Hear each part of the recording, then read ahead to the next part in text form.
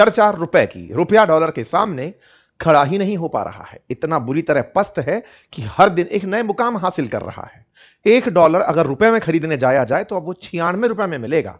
यानी कि डॉलर रुपए के सामने बहुत मजबूती से आकर खड़ा हो गया है।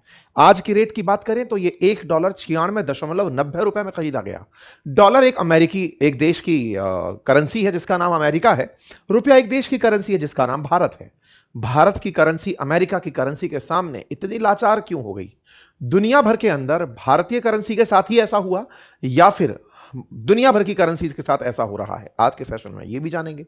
हम ये भी जानेंगे कि डॉलर के अंदर जो इस समय मजबूती आ रही है, रुपए में जो गिरावट आ रही है, इसके मुख्य कारण क्या है और भारत की रिजर्व बैंक कुछ करती क्यों नहीं है? क्योंकि अल्टीमेटली किसी भी केंद्रीय बैंक की यह जिम्मेदारी होती है कि वो महंगाई नियंत्रित करे, रुपए का सर्कुलेशन मेंटेन करे, विदेशी मुद्रा भंडार को रेगुलेट करे। तो क्या आरबीआई फेल हो रही है? आइए एक एक करके सारी बातों को चर्चा में लेते हैं। चर्चा इसलिए इंपॉर्टेंट है क्योंकि वर्ष 2010 में जहां $1 मात्र 44 रुपए में खरीदा जा सकता था, जहां 2014 में $1 ₹59 में खरीदा जा सकता था, आज ये 96 रुपीज में बिक रहा है। डॉलर लगातार मजबूत हुआ, रुपया लगातार गिरा। क्या भारत की इकोनॉमी अमेरिका के सामने लगातार गिर रही है? आफ्टर ऑल डॉलर रुपए का ये सीन होता क्या है? चलिए शुरू करते हैं, समझने का प्रयास करते हैं। पहले अपडेट जान लीजिए कि ये रुपया जो चल रहा है साल 2026 में जहां $1 89 रुपए का मिल रहा था, आज उसमें 6 से 7% कमजोरी आ चुकी है। 1960 के दशक से अगर हम बात करें तो जहां डॉलर ₹4.76 में मिला करता था, आज वो 96.84 रुपए पर 2026 में बंद हुआ। ऐसी स्थिति में जहां डॉलर इतना बुरी तरह गिरा हो, वहीं पर अगर भारत में डॉलर भंडार की बात की जाए, विदेशी मुद्रा भंडार की बात की जाए, तो वो आंकड़े भी आपको देखने होंगे।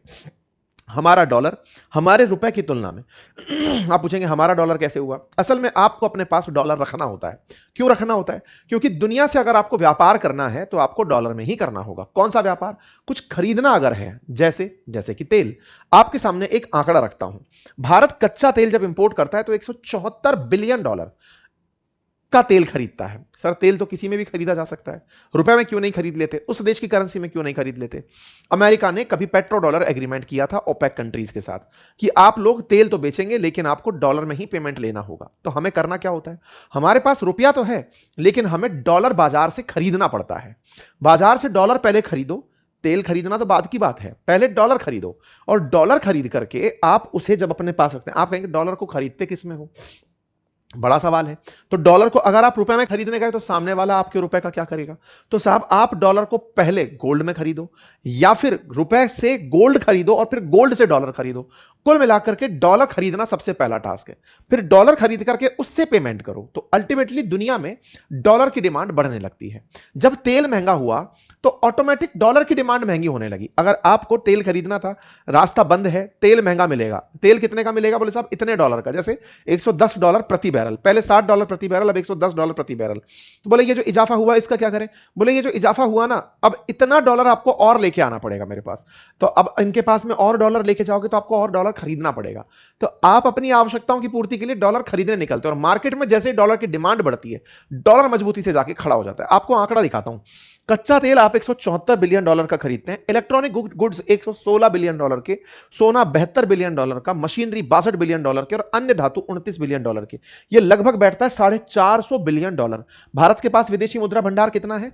$690 बिलियन। $690 बिलियन में से $450 बिलियन तो आपका सालाना बजट है। यानी कि जो विदेशी मुद्रा भंडार है वो यदि इंपोर्ट्स ना हो रहे हो, यदि हम लोग सामान बेचकर पैसे ना कमा रहे हो, हमारे पास में जो भारत से बाहर गए हुए जो लोग हैं वो कमा के हमें ना भेज रहे हो, भारत सर्विसेज बेच करके अगर डॉलर ना कमा रहा हो तो हमारा ये तो भंडार कब का हिल जाए। आप चाइना पर नजर डालें तो वो नंबर 1 पर खड़ा हुआ है विदेशी मुद्रा भंडार के मामले में। आपके दिमाग में सवाल आएगा या तो अमेरिका का नाम होना चाहिए था। अरे अमेरिका की तो खुद की करेंसी है। दुनिया में कोई भी संकट हो, करेंसी डॉलर ही चमकती है क्योंकि उसने तय कर रखा है कि आपको डॉलर में ही खरीदना बेचना करना है। तो ऐसे में उसको कोई दिक्कत ही नहीं है, उसका तो सारा की सारा पैसा अपना है ना भाई। तो ऐसे में चीन आज $4.25 ट्रिलियन के साथ अपने पास डॉलर्स रखकर बैठा है, जिससे वो एकदम सुरक्षित तरीके से चल रहा है। भारत 690 बिलियन डॉलर के साथ खड़ा है, जिसमें 450 बिलियन डॉलर तो मेन मद है, जिसमें हमको पेमेंट करनी है, जरूरतों के पेमेंट हैं, व्यापार की बात नहीं हो रही, जरूरत के पेमेंट हो रहे हैं। तो ऐसे में जब डॉलर की डिमांड बढ़ती है तो डॉलर रुपए के सामने मजबूती से आके खड़ा हो जाता है। और यही कारण है कि हमें गोल्ड भी महंगा पड़ता है, हमें वस्तु एक्सचेंज करके वस्तुओं में गोल्ड खरीदनी पड़ती है, गोल्ड के साथ फिर डॉलर खरीदना पड़ता है। तो एक विशेष साइकिल है। और ये साइकिल को अगर हम नोटिस करें 2014 से 26 के बीच में, तो 14 में 59 रुपए का था, आज 64% की गिरावट के साथ फिलहाल दिखाई दे रहा है। अर्थशास्त्रियों की अगर हम बात माने तो ये असर ऐसा है कि डॉलर अगर इसी रूप से गिरता रहा तो हमारे जो इंपोर्ट बिल हैं, क्योंकि फिलहाल हमारा ट्रेड डेफिसिट बढ़ने लगा है, मतलब पिछले 3 महीने में लगभग 38 बिलियन डॉलर का हमारा ऑयल पर खर्च ज्यादा हुआ है, या ये कहिए कि हमने ज्यादा खर्च कर लिया, ट्रेड डेफिसिट क्रिएट हुआ है। क्यों? क्योंकि इस दुनिया में सामान महंगा हो गया, रास्ते में आना जाना महंगा हो गया, जो व्हीकल्स आ रहे हैं भारत तक सामान लेकर, जहाज जो आ रहे हैं, उनका तेल महंगा हो गया। तेल की महंगाई से सारी की सारी व्यवस्था गड़बड़ाई और उसका असर आपके सामने है। आज जब विदेशी मुद्रा भंडार की बात करते हैं तो वो 3 महीने के अंदर 38 बिलियन डॉलर हमारा विदेशी मुद्रा भंडार घटा है। यहां पर आपको मई का आंकड़ा दिखाऊं तो अकेले मई में 8 बिलियन डॉलर का विदेशी मुद्रा भंडार घटा है। बात करी जाए विदेशी मतलब विशेषज्ञों की, तो विशेषज्ञों का यह मानना है कि यह गिर करके हो सकता है 100 रुपए तक भी चला जाए, और यह 100 रुपए तक का स्तर पहुंचना कोई बहुत बड़ी क्रांतिकारी खबर नहीं रहेगी। ये खबर एक्सपेक्टेड खबरों में कंसीडर की जाएगी कि ये तो होना ही था।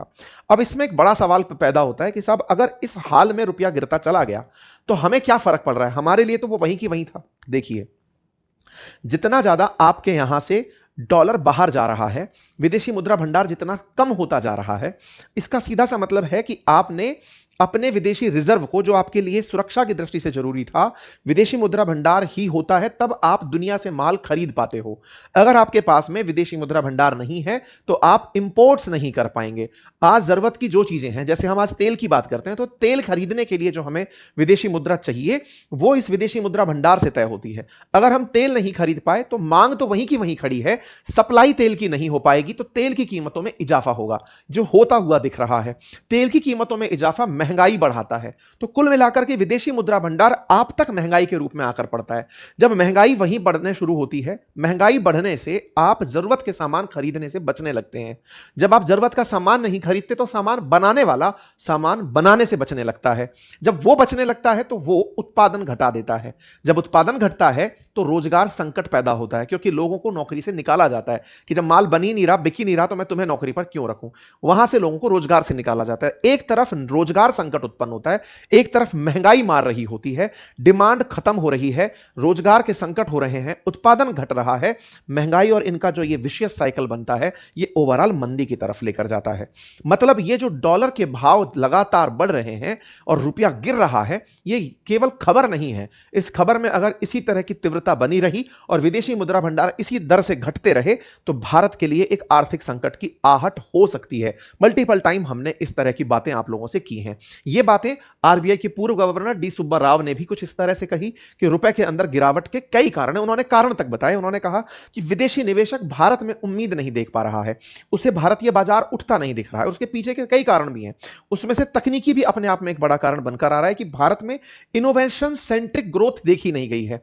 जिस तरह से दुनिया के प्रॉमिसिंग बाजार ने, किसी बाजार ने सेमीकंडक्टर तो किसी ने एआई को अपनी थीम बनाया, भारत के अंदर वो इनोवेशन लेड ग्रोथ दिखाई नहीं दी।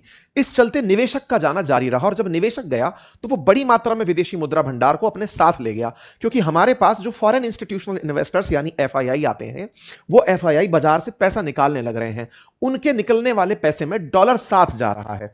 तो हमारे कई कारक ऐसे बन गए जिससे डॉलर घट रहा है। डॉलर की मांग बढ़ना रुपए के सामने, इस कारण से दिक्कतें हुई। परिणाम, तेल की कीमतें बढ़ना, जरूरी सामान की कीमत बढ़ना, महंगाई का डर होना, विदेशों में पढ़ाई लिखाई का महंगा होना, इलेक्ट्रॉनिक सामान का महंगा होना, ये सारी चीजें महंगे होने से होती हैं।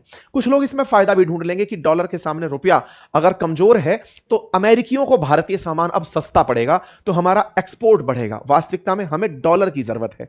फायदे फिलहाल भारत के फेवर में नहीं है, चाइना के फेवर में रहते हैं। इसलिए चाइना जानबूझकर अपनी कीमत को डॉलर के सामने गिराता है, वो डेप्रिशिएट करता है कि उसकी वैल्यू गिरे, वो डिवैल्यूएट करता है कि उसकी वैल्यू पर असर आए। उस पर हम चर्चा करेंगे। खैर, फिलहाल के लिए लेकिन एक बड़ा प्रश्न यहां पर खड़ा होता है, और वो ये कि इससे निपटने के तरीके क्या हो सकते हैं। देखिए, जिस तरह से भारतीय बाजार दिख रहा है, सवालों में इन्वेस्टमेंट भी खड़ा होता है कि व्यक्ति निवेश कहां करे।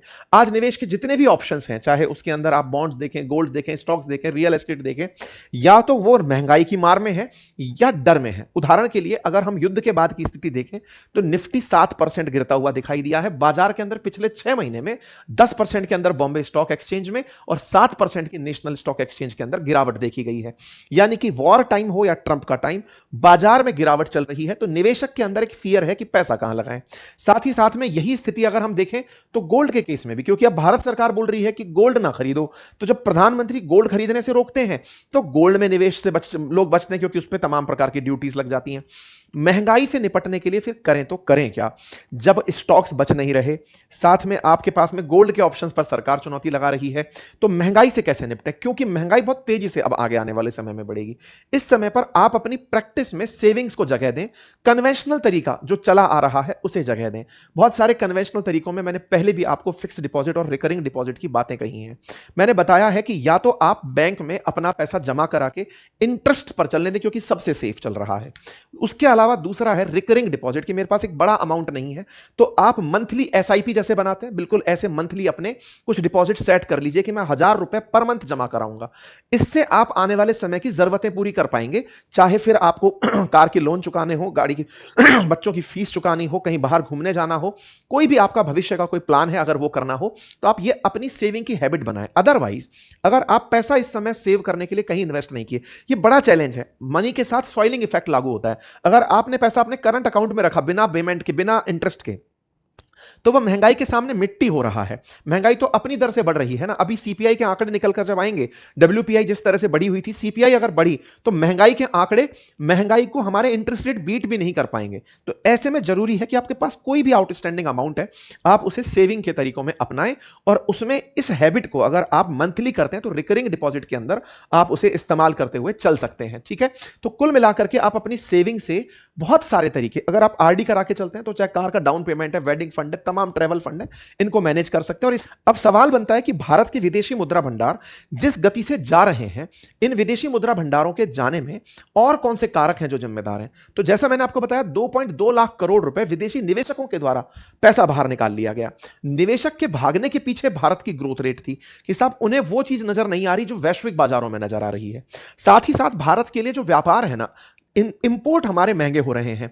चीन के साथ में हमारा जो व्यापार है अब वो $100 बिलियन के खतरनाक स्तर पर पहुंच चुका है डेफिसिट, कि हम उनको एक्सपोर्ट कम करते हैं, इंपोर्ट ज्यादा कर रहे हैं, तो हमारा ज्यादा डॉलर वहां भी बाहर जा रहा है। गल्फ कंट्रीज में जिस तरह की स्थिरता है, वहां से जो हमारा रेमिटेंस आता था उस पर इन दिनों दिक्कत आ रखी है। तो रेमिटेंस की दिक्कतें हमारे लिए बड़ी हो रखी हैं। डॉलर की मजबूती की अगर हम बात करें तो अंतरराष्ट्रीय स्तर पर डॉलर की मांग बढ़ी हुई है, तो डॉलर मजबूत होता जा रहा है। तो कुल मिलाकर के अर्थव्यवस्था के अंदर निजी निवेश के अंदर कमी दिखाई दे रही है, घरेलू लोग खपत से बच रहे हैं, मैन्युफैक्चरिंग बनाने से डर रहा है। कुल मिलाकर तकनीक में निवेश की कमी, ये सबका असर हमारे भारत के विकास दर पर दिखाई पड़ रहा है। अगर यही सब रहा तो आने वाले समय में संभव है कि भारत को डॉलर की मजबूती और ज्यादा देखने को मिले। अब सबसे बड़ा सवाल कि हम अपने डॉलर के सामने रुपए को मजबूती से खड़ा क्यों नहीं कर देते। हम क्यों नहीं कह देते कि $1 1 रुपए का होगा, हम तो बात ही नहीं करेंगे। हम ऐसा क्यों नहीं कर देते। वास्तविकता में डॉलर आपको चाहिए, अमेरिका को रुपया नहीं चाहिए। डॉलर आपको चाहिए, इसका मतलब बाजार से आप डॉलर खरीदने गए हैं। बिक कहां रहा है, अंतरराष्ट्रीय स्तर पर। जिसके पास डॉलर है आप ले लो। तो जिसके पास डॉलर है, बदले में उसे क्या ऑफर करोगे। आप कहोगे हमारे पास से सामान ले लो। आपके पास सामान उसकी जरूरत का होना भी तो चाहिए। आज रशिया जब आपसे कहता है कि लीजिए साहब तेल ले लो, आप बदले में उसको गुड्स नहीं दे पाते। क्यों नहीं दे पाते, क्योंकि उससे सस्ता गुड वो चाइना से परचेज कर ले रहा है। बाजार के लिए आपने एक अच्छा विकल्प, एक अच्छा अल्टरनेट उपलब्ध नहीं कराया। परिणाम क्या निकला कि दुनिया के सामने आप एक मैन्युफैक्चरिंग सप्लाई चेन में पिछड़े हुए हैं। तो लोग आपसे रुपया ले तो लें, लेकिन उस रुपए के बदले आपसे ही सामान खरीद पाए, यह व्यवस्था हम नहीं दे पाए। आप कहें कि नहीं सर मैं तो रुपया डॉलर बराबर करूंगा, तो आपको डॉलर बेचने वाला कोई नहीं मिलेगा। यह वैसे वाली बात है कि मैं तो एक स्टॉक खरीदूंगा, मान लीजिए कोई बड़ा सा स्टॉक है, कि मान लीजिए इंडिगो का स्टॉक है, मैं तो $1 में लूंगा इसको, एक शेयर $1 का होगा। तो सोच के बैठे रहो।